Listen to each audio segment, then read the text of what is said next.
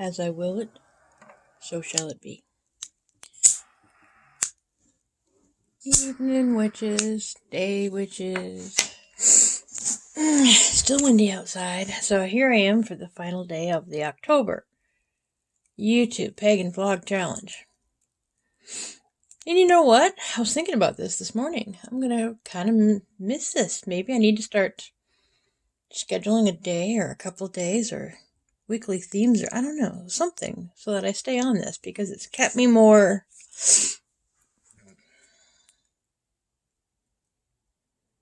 in touch with that little side that sort of fell by the wayside during the summer months.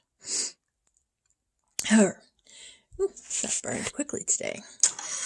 Today's words, it should be of no surprise, and that is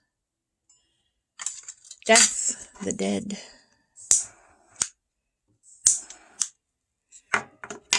After all, it is Samhain.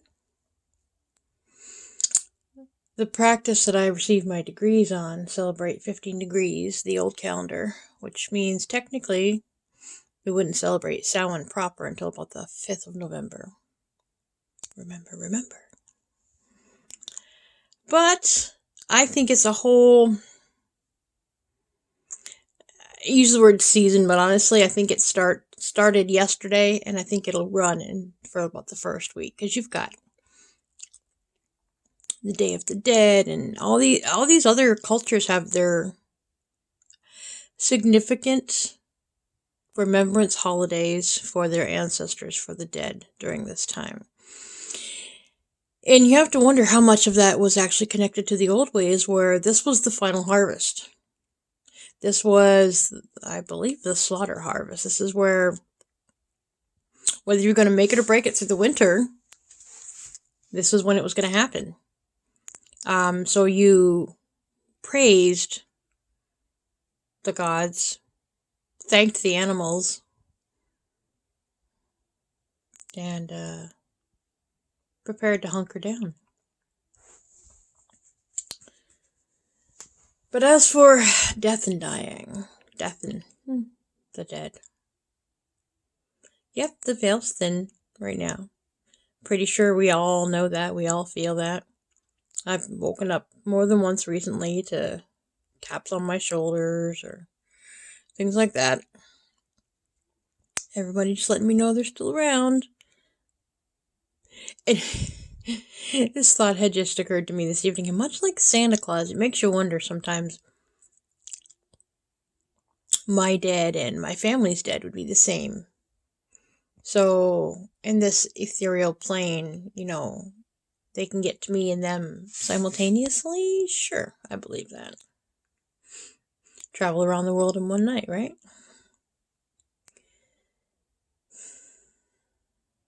I don't think that it's just limited to the human dead either. But I've discussed this before. I believe that, well, all of my critters right now are wild and crazy and staring at things, and, you know, well, this is what they do every year. But these prompts have made me think about it. Like, I'm wondering how many, well, they're always all around us, and even they can tell. But that's comforting.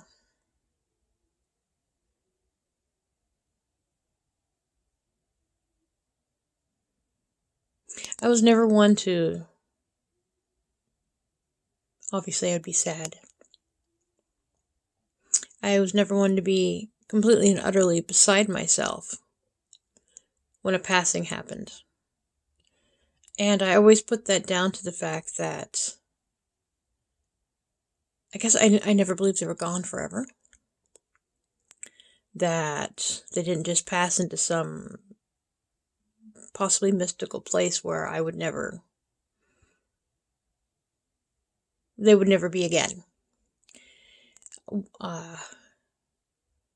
That I always knew, human or animal, they would come back. In some way, shape, or form. We would always know. There would always be something. people come into our lives for random reasons over time, and sometimes I think that some of those traits or qualities of people who have gone from us that we can sometimes see in these new people that cross our paths, that might be the reason. I've always felt this way, even before I could put words to what that meant. That while they were gone, they weren't gone.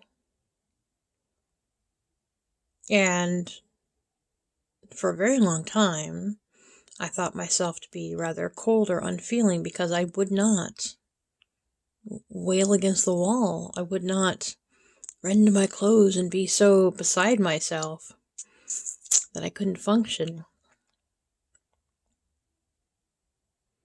I mean, obviously I would mourn and I would be sad, but I never reacted the same way as other people around me. And it took some conversation, some honest conversation, especially with my darling, about this, because every time we would lose a beloved feline, and he would be so distraught, and I wouldn't be. And he wanted to know how could I do that? How teach him to not be so distraught? And through time and talking, we realized that part of that was because I was never specifically taught this. I just always knew. Again, sort of the concept of reincarnation, even in animals, they'll come back to us. They always do. We always see something that reminds us. He was taught through school and church and indoctrination, because he had a parochial schooling, that animals had no souls. And so it was in his head that when they were gone, that was it. Forever gone. They didn't go anywhere. They were just gone. And it has taken a long time for him to move past that. And why would you teach your children that? When the dead are gone, they're gone. There's no coming back. For animals, for people, and when you die, then you will see them again. No.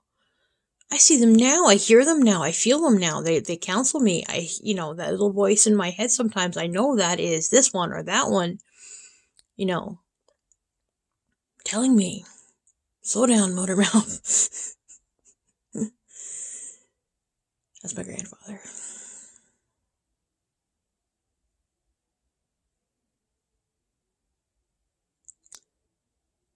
So I don't know.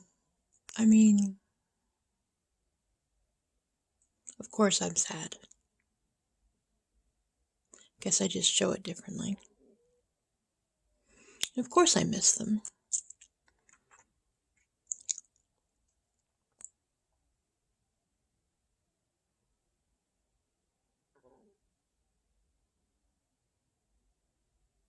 And even right now, in this completely silent room, I have that little sensation in my head that tells me I'm not alone in here. They know I'm talking about them. It's okay.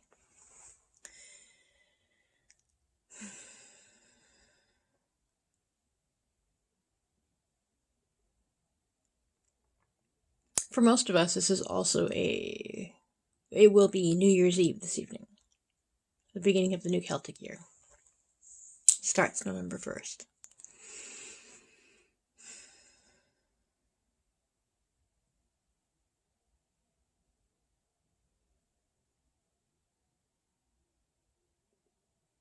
So, and to take this in a completely different direction, because why not? Take it away from witchcraft for a brief moment. And be like, okay, I know I am also not the only person that has this weird fascination with true crime, serial killers, and that kind of stuff, and TV shows, and and all those, internet memes that basically say, don't piss me off, I watch a lot of Law and Order, I know how to get away with it, type of thing. And I often wonder where that comes from. It's like I mentioned during my scary video, the same reason I can't watch horror movies and be like, scared in that fashion because I want to know why. Why were they like this? So maybe that's another reason why death doesn't...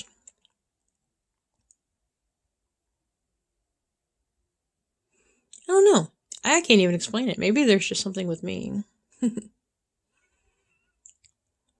But I guess that's going to be it for the October YouTube Pagan Vlog Challenge.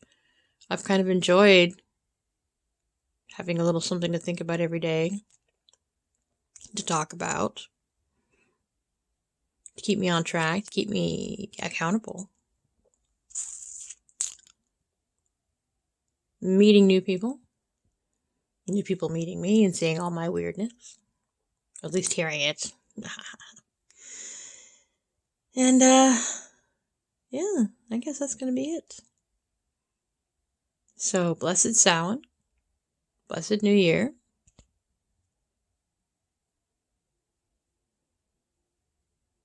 And, blessed be, witches. Until next time.